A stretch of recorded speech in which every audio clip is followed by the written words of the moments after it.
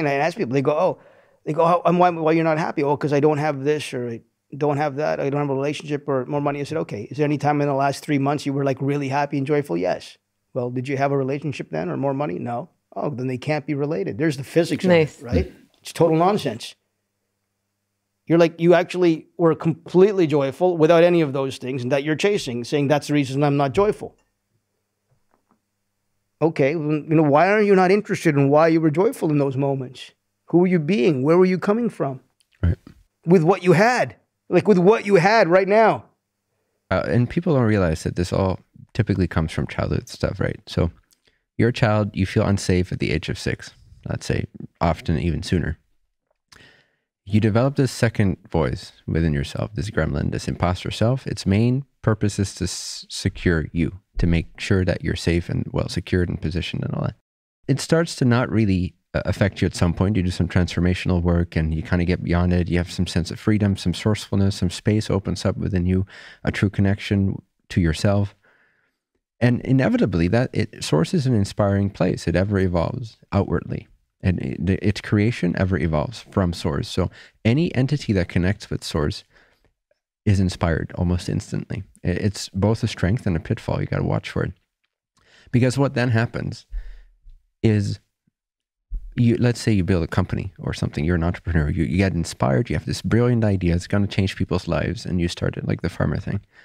Now you build a company, okay, now you're starting to make millions of dollars, people start to respect you for it, people start to look up to you for it. Yeah. So you get all these things that the gremlin that was kind of suppressed for a while because it wasn't around you. You weren't respected as much. You didn't have the money. So you were more humble in a sense, somewhat falsely humble because the gremlin was still there. But the fruits weren't as big.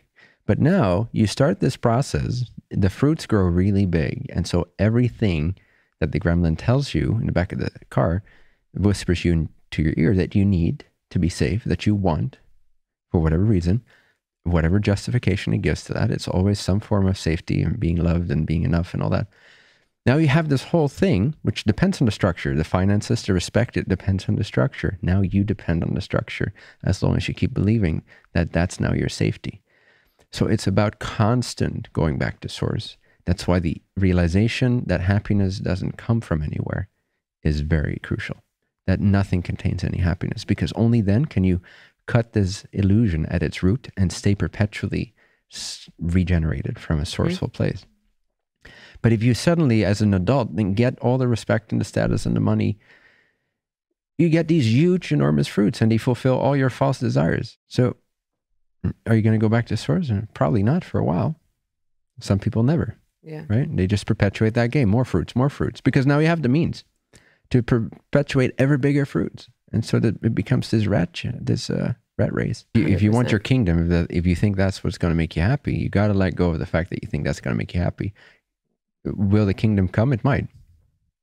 Your kingdom might come, your empire might come, but that will come only from your connection to source. It will not come from this lack state, because the universe responds to your frequency. And if you're needing, and it's just not a state where you can perceive or receive the frequency and the manifestation of the things you think you want. So you're also shooting yourself in the foot. Even if you believe you can get happiness through the fruits, you're shooting yourself in the foot because you're never going to have the fruits that you want. You got to go to source for both worlds. And you'll learn over time that as you then leave source, because the world starts to shape up the way you thought it would make you happy, you learn a tough lesson, and suffering kicks your ass, which is good. It's love. That's why there is so much psychological suffering, is because there's guidance and we're being guided.